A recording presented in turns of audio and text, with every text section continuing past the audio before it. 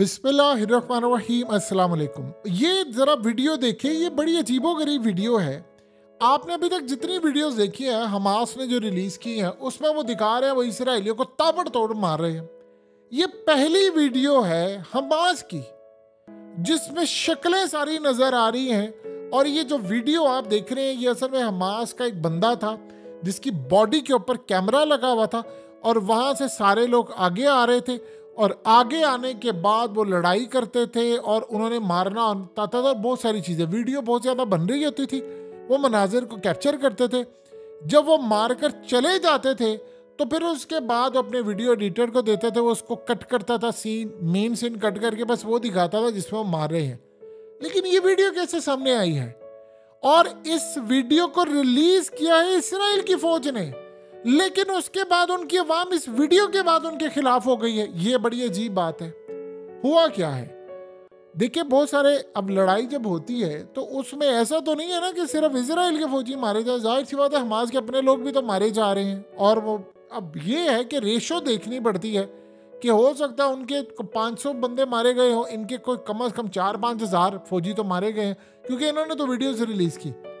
उनको एक बंदा मिला जिसको इन्होंने मारा और उसके बॉडी कैम से ये फुटेज उनको मिली। हो सकता है काफ़ी और भी फुटेजेस मिली। और ये आपके ज़हन में भी क्वेश्चन होगा कि जब मारे जाएंगे तो फिर क्या होता है। ये तो फिर जंग का असूल ही है कि जब आप ये वहाँ पर जाते तो साथ कैमरा ऑन कर लेते। अब हुआ ये है कि वहाँ से बंदे आ रहे हैं ज़मीन पर लेट कर, जो आप वीडियो में देख सकते हैं, और सीधा होकर वो मिसाइल दाग रहे हैं। यासीन मिसाइल और दूसरा इसराइलियों को मार रहे हैं। इसराइल ने बताया क्या है, इसराइल को ये वीडियो रिलीज करना थी लेकिन वो फंस गया है करके। इसराइल ने अपनी आवाम को बताया है कि देखो हमने हमास के लोग पकड़े हैं। असल में आज उन्होंने आम सिविलियन को पकड़ के हमास का नाम लगा दिया। उन्होंने कहा जी उनकी बॉडी से मिले थे। बार झूठ ये कहानी बाद में वो हो गई। इसराइल ने खुद एडमिट कर लिया कि जी वो हमास के सारे लोग नहीं थे। ये असल में उन्होंने मारे हमास के बंदे और उनमें से किसी के पास उन्होंने वीडियो निकाली, उन्होंने रिलीज की।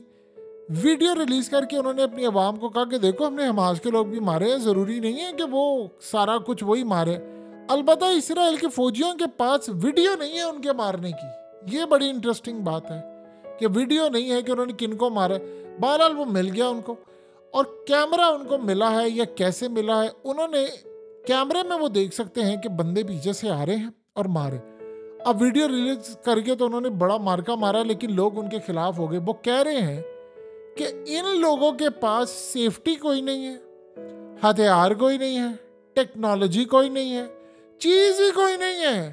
तो आप बताएं कि जिनके पास हेलमेट नहीं है, क्योंकि एक एक इसराइली फौजी अगर आप लिबास देखें तो करोड़ 1.5 करोड़ का उसने सारी चीज़ें पहनी होती है, महंगे गॉगल्स, हेलमेट, उसका चीज़ें, बुलेट प्रूफ और जैकेट्स और बहुत सारी चीज़ें पहनी हुई हैं। लेकिन उसके बावजूद वो कह रहे हैं कि इन लोगों के पास फटे हुए कपड़े, पैंटें इनकी गंदी हैं, कोई चीज़ नहीं है, लिबास इनके पास नहीं है, और ये लोग तुम्हें इन मिसाइलों और इस तरह आहिस्ता आहिस्ता आगे जा जाकर मारे हैं, इनसे तुम लोग जंग नहीं जीत पा रहे। अब इसराइल ने इतना बैकलैश आया है, इतना बैकलैश आया है कि वो सर पकड़कर बैठ गए कि हमें वीडियो रिलीज करनी ही नहीं चाहिए थी। कि वो बता रहे हैं कि देखो वो कितनी बहादुरी के साथ लड़ रहे हैं और रेंगते हुए, क्रॉलिंग करते हुए आ रहे हैं और रेंगते हुए वो इजराइलियों के निशाने से बचकर उनको मारते हैं। अब वो कह रहे हैं कि अच्छा, वीडियो का वो वाला हिस्सा जिसमें नजर आता है कि बिल्डिंग्स में इसराइल के फौजियों को उड़ाया जा रहा है, किसी मैदान में उड़ाया जा रहा है, बैकएंड पे असल में ये सीन होता है। और इस सीन को देखते हुए उन्होंने कहा अच्छा ये काम हो रहा है। अब वो सर पकड़ कर बैठे हुए कि अच्छा ये रिलीज क्यों किया, ये वीडियो रिलीज क्यों की। और उसके बाद उनको ये बात समझ नहीं आ रही कि मामला क्यों यहाँ तक पहुँचा। यानी वीडियो रिलीज हो चुकी है और वीडियो रिलीज करने के बाद अब वो कह रहे हैं कि देखो वो एंड तक इतनी बहादुरी से लड़े हैं और उनके पास कुछ नहीं है और तुम इतनी तगड़ी फौज होकर उनका मुकाबला नहीं कर पा रहे, तुम्हारे पास ये है नहीं। अब इसराइल के लिए प्रॉब्लम है कि वो बाकी वीडियो रिलीज नहीं कर पा रहे।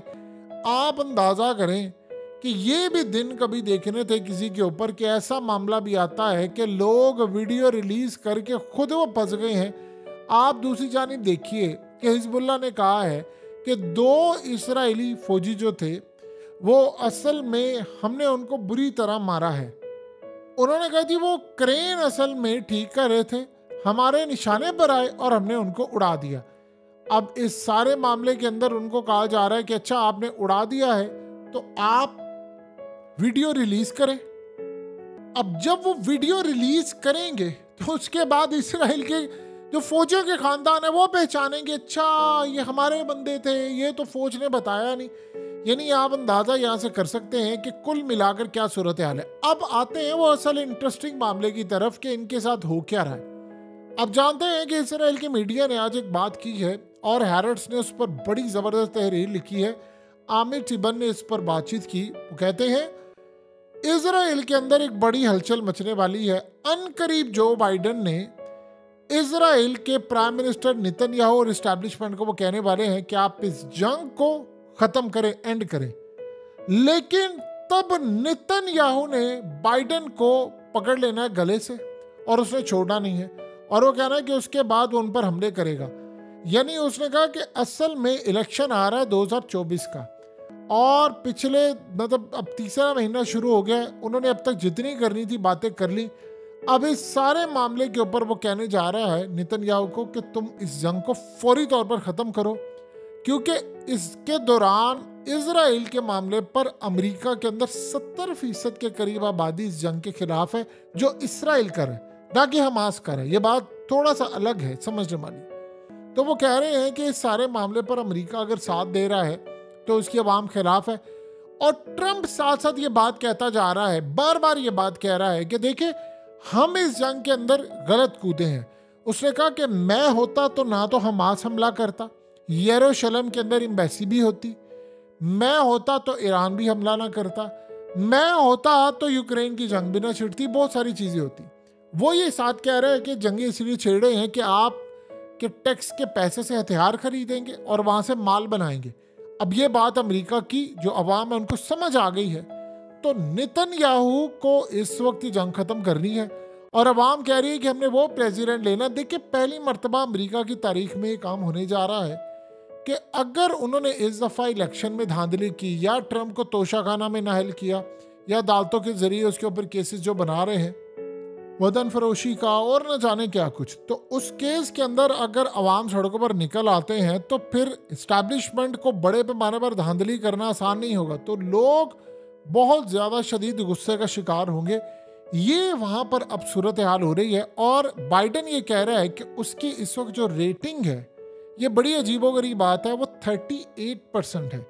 और जब इलेक्शन की कैंपेन चलेगी, ट्रंप आएगा, जल्द से जुलूस होंगे, मीडिया में हाइप होगी, सर्वे होंगी, तो ये कम से कम गिरकर 30% तक आ सकती है। और अगर ये लड़ाई चलती रही जो इजराइल के अंदर है तो फिर तो पता नहीं 25%। जबकि आम तौर पर जब भी कोई रिपब्लिकन या दूसरी पार्टी डेमोक्रेट्स है इनकी जब आपस में मुकाबला लड़ाई होती है तो रिजल्ट इस तरह होता है कि 48%, अगला 51%, 52, यानी इस तरह करके कुछ होता है, या समटाइम 49% तो अगला 50%, 1% बाकी।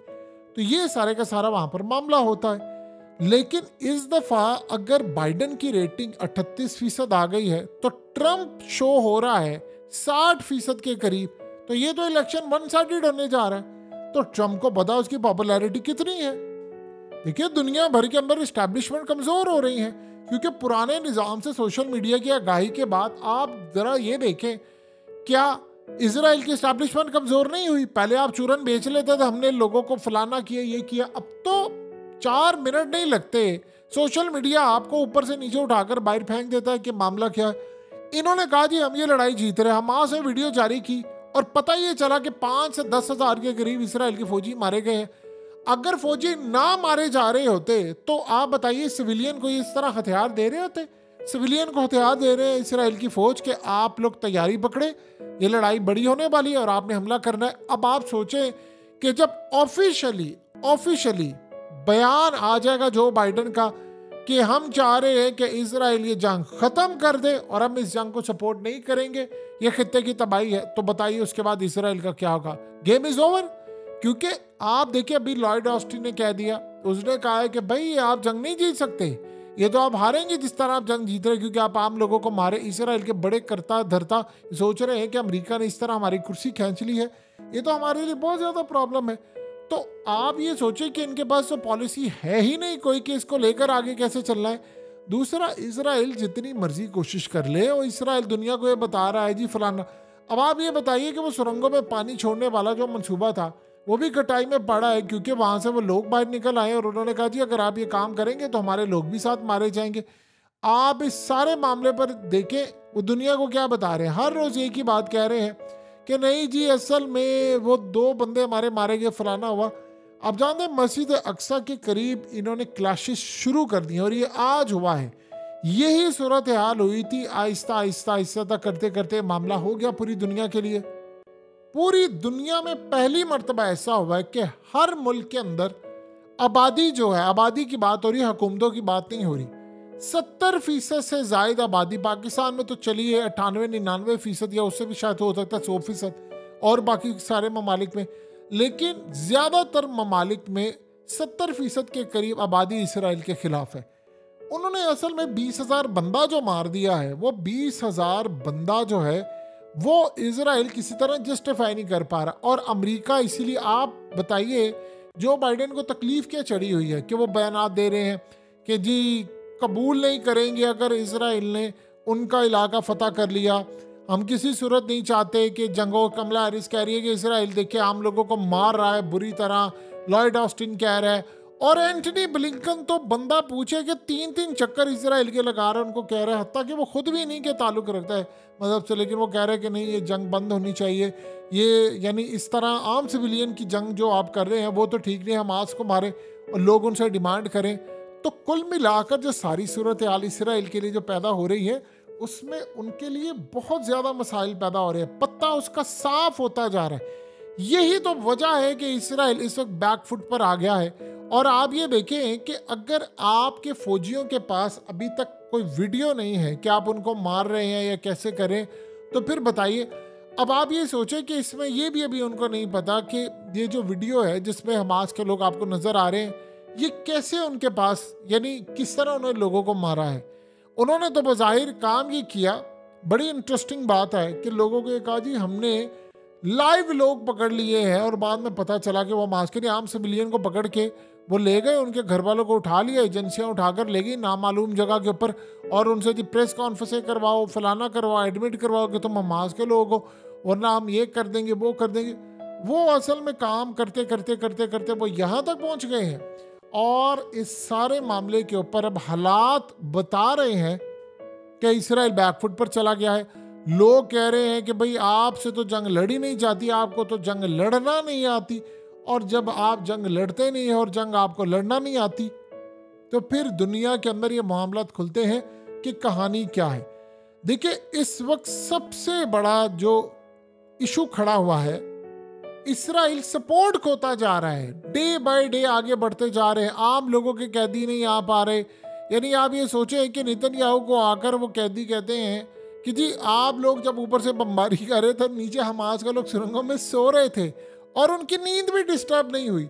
उन्होंने कहा खौफ से हमारी टांगें कांप रही थी कि हम ना कहीं मारे जाए, लेकिन वो सो रहे थे। तो आप उस दुश्मन को हराने जा रहे हैं जो आपके मिसाइल आप मारे हैं।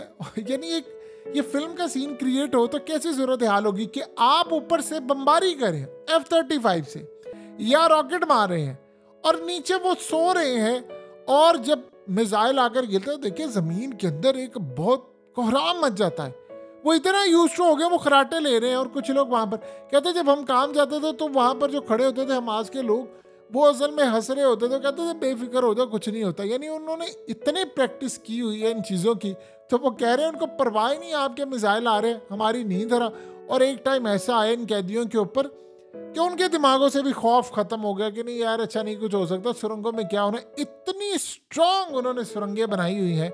यानी इस सारे मामले पर ये कह रहे थे हमने सुरंगों में पानी छोड़ना है, वो उनके घर वाले आगे नेतन्याहू का गिरबान पकड़ने के करीब आ गए कि तू घर में होगा अपना बादशाह, यहाँ पर किया तो हम तुम्हें छोड़ेंगे नहीं, तुम ये काम करोगे तो तुम हमारे लोगों को भी मार दोगे। अब नेतन्याहू फंसा हुआ है, ना वो आगे जा सकता है ना पीछे जा सकता है। और आप ये सोचें कि अगर उसका फ्रेंड था ये, आर्मी चीफ का जो बेटा उसका मारा गया है, फॉर्मर आर्मी चीफ का, ये बंदा इस वक्त नेतन्याहू की कैबिनेट में वजीर है।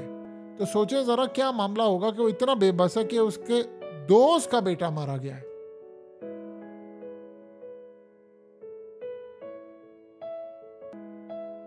हकीकत टीवी को सब्सक्राइब करना मत भूलें, वीडियो को लाइक करें, शेयर करें और कमेंट सेक्शन में अपनी राय का इजहार जरूर करें।